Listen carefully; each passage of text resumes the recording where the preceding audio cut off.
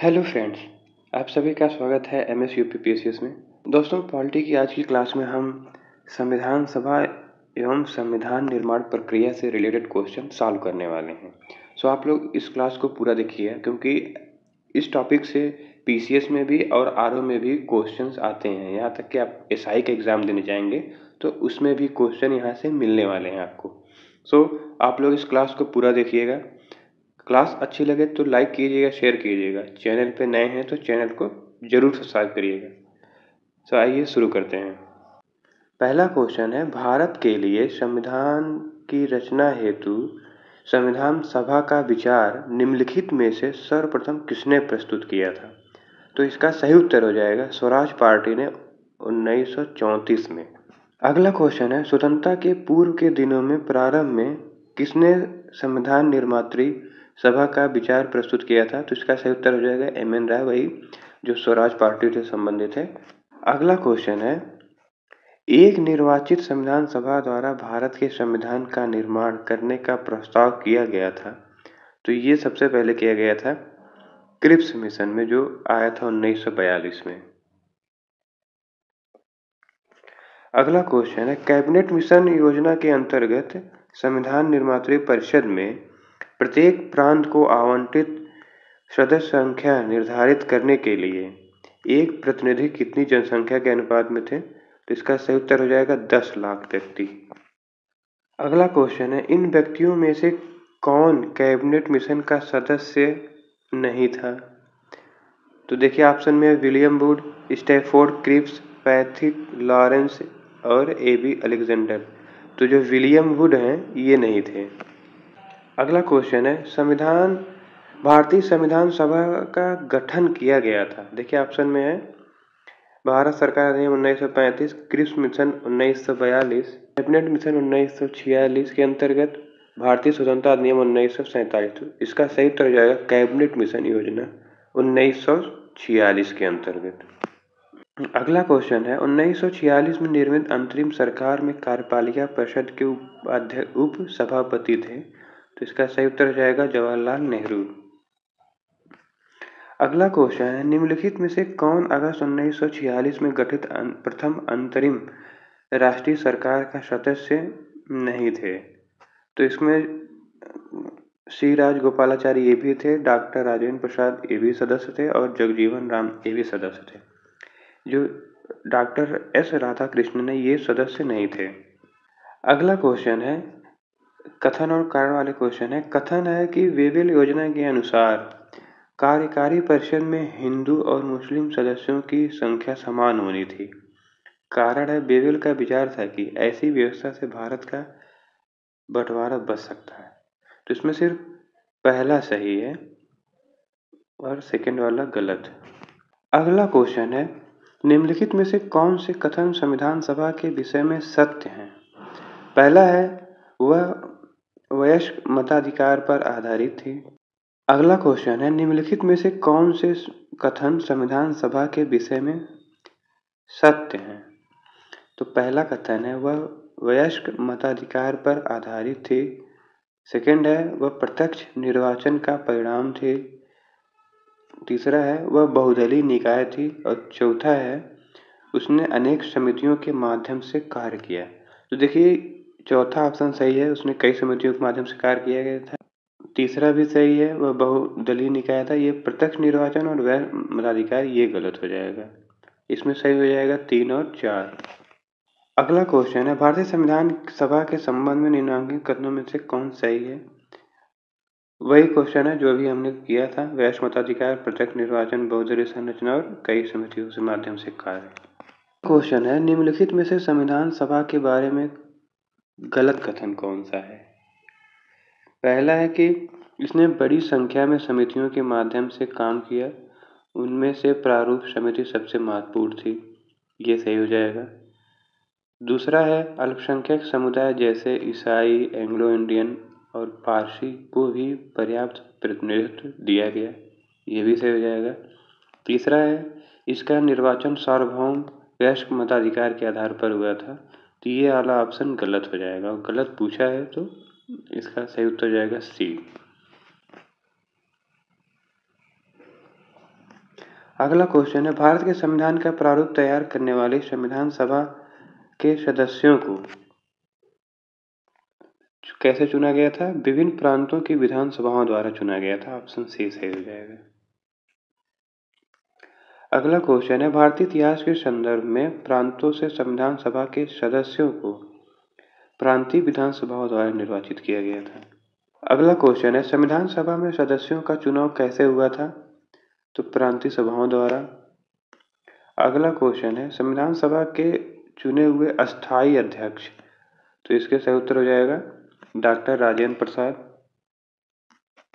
9 दिसंबर 1946 को संविधान सभा की प्रथम बैठक की अध्यक्षता अस्थायी अध्यक्ष डॉक्टर सच्चिदानंद सिन्हा ने किया था और 11 दिसंबर 1946 को अस्थायी अध्यक्ष के रूप में डॉक्टर राजेंद्र प्रसाद को निर्विरोध चुना गया था। अगला क्वेश्चन है, संविधान सभा की प्रथम बैठक की अध्यक्षता किसने की थी? तो इसका सही उत्तर हो जाएगा डॉक्टर सच्चिदानंद सिन्हा। अगला क्वेश्चन है, भारतीय संविधान के उद्घाटन अधिवेशन की अध्यक्षता की थी? तो इसका सही उत्तर हो जाएगा डॉक्टर सच्चिदानंद सिन्हा। अगला क्वेश्चन है, भारत की संविधान निर्माता सभा के अध्यक्ष कौन थे? तो इसका सही उत्तर हो जाएगा डॉक्टर राजेंद्र प्रसाद। अगला क्वेश्चन है, स्वतंत्र भारत की संविधान सभा के अध्यक्ष, तो इसका सही उत्तर हो जाएगा डॉक्टर राजेंद्र प्रसाद। अगला क्वेश्चन है, संविधान सभा के प्रथम मनोनीत उपसभापति कौन थे? ये अस्थायी थे, फ्रैंक एंथोनी अस्थायी थे। संविधान सभा के प्रथम अस्थायी उप सभापति या उपाध्यक्ष फ्रैंक एंथोनी थे। 9 दिसंबर 1946 को इनको मनोनीत किया गया था और एस.सी. मुखर्जी संविधान सभा के पहले अस्थायी उपाध्यक्ष थे। अगला क्वेश्चन है, संविधान सभा की स्थापना की गई थी? तो ये था 9 दिसंबर 1946। अगला क्वेश्चन है, संविधान की सभा की प्रथम बैठक, तो इसका सही उत्तर हो जाएगा 9 दिसंबर 1946। अगला क्वेश्चन है, संविधान सभा का गठन कब हुआ था? तो दिसंबर 1946, ये सही हो जाएगा। अगला क्वेश्चन है, भारत की संविधान सभा का प्रथम अधिवेशन, तो ये हो जाएगा 9 दिसंबर 1946। अगला क्वेश्चन है, भारतीय संविधान सभा की पहली बैठक कब हुई थी? तो इसका सही उत्तर हो जाएगा 9 दिसंबर 1946। अगला क्वेश्चन है, भारत को एक संविधान देने का प्रस्ताव संविधान सभा द्वारा पारित किया गया था? इसका सही उत्तर हो जाएगा जनवरी 22 1947 को, 22 जनवरी 1947 को। अगला क्वेश्चन है, संविधान सभा के सम्मुख संविधान की प्रस्तावना का प्रस्ताव किसने रखा था? तो इसका सही उत्तर हो जाएगा जवाहरलाल नेहरू।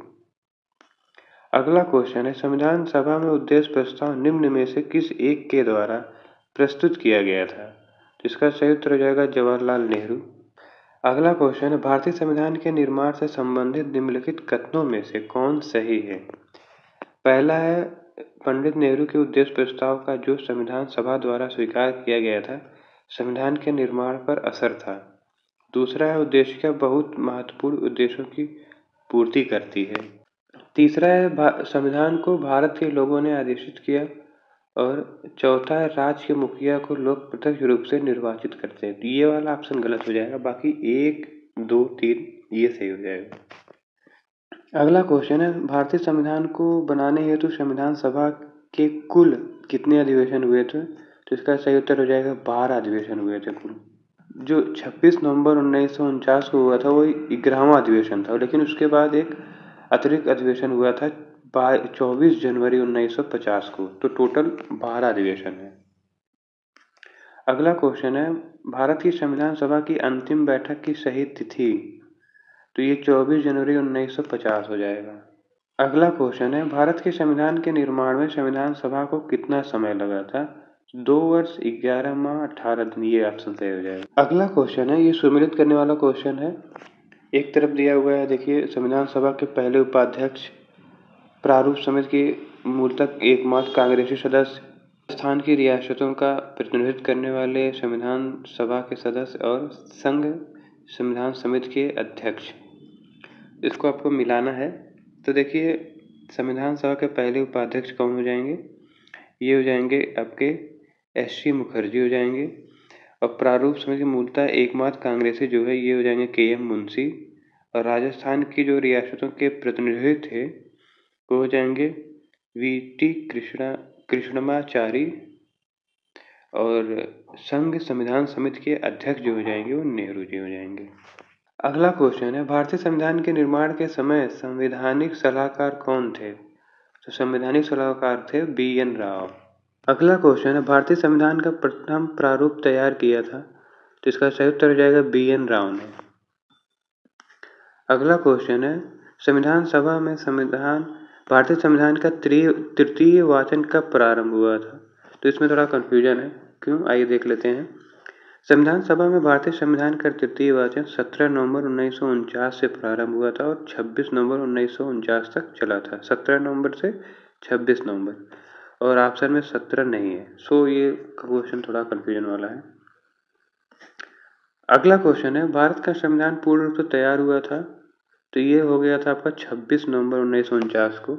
अगला क्वेश्चन है, भारतीय संविधान को संविधान सभा द्वारा अंगीकृत किया गया था? इसका सही उत्तर हो जाएगा 26 नवंबर 1949 को। अगला क्वेश्चन है, संविधान सभा द्वारा भारतीय संविधान को स्वीकृत किया गया था? तो वही 26 नवंबर 1949। अगला क्वेश्चन है, भारत का संविधान किस तिथि को अपनाया गया था? इसका सही उत्तर हो जाएगा 26 नवंबर 1949। अगला क्वेश्चन है, भारतीय संविधान कब लागू हुआ था? इसका सही उत्तर हो जाएगा 26 जनवरी 1950 को।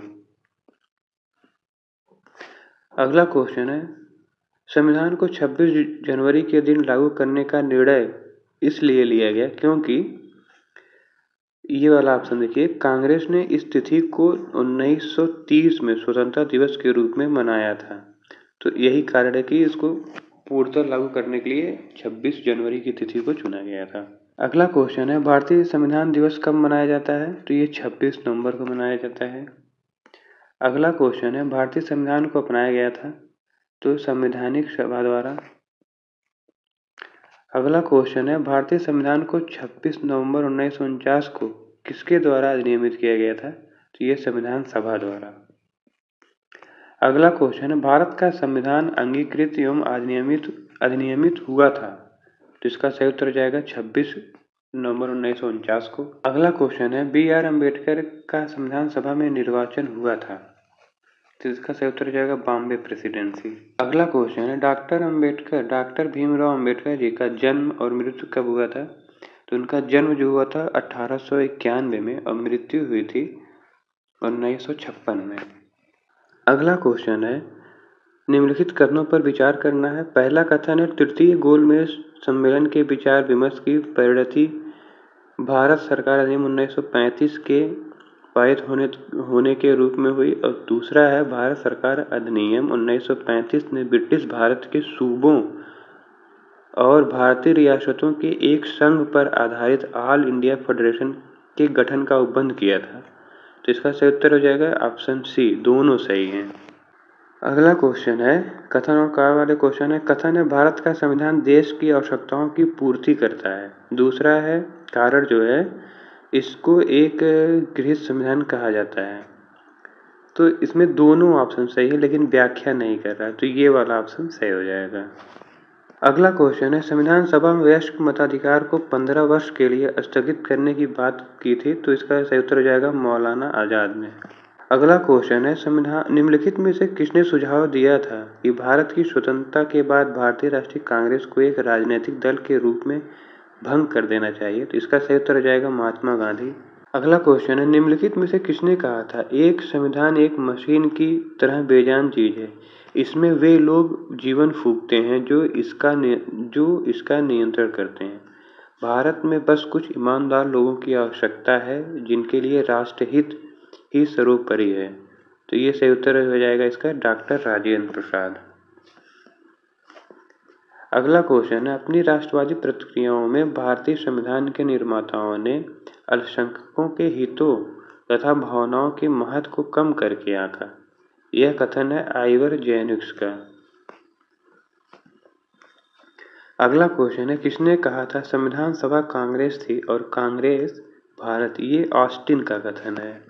अगला क्वेश्चन है, भारतीय संविधान में कुल कितनी महिलाएं सदस्य थी? तो इसका सही उत्तर हो जाएगा 15 महिलाएं शामिल थी। सो फ्रेंड्स, ये वाला चैप्टर यहीं पे कंप्लीट होता है। सो हम इस क्लास को अब समाप्त करते हैं। आप लोग इस क्लास को पूरा देखिए, यहाँ तक आए हैं तो आप लोग पूरा देखे होंगे। सो क्लास अच्छी लगे तो लाइक कीजिएगा, शेयर कीजिएगा। चैनल पे नए हैं तो चैनल को सब्सक्राइब करिएगा। मिलते हैं नेक्स्ट क्लास में। पढ़ते रहिए, अपना ख्याल रखिए। All the best. जय हिंद।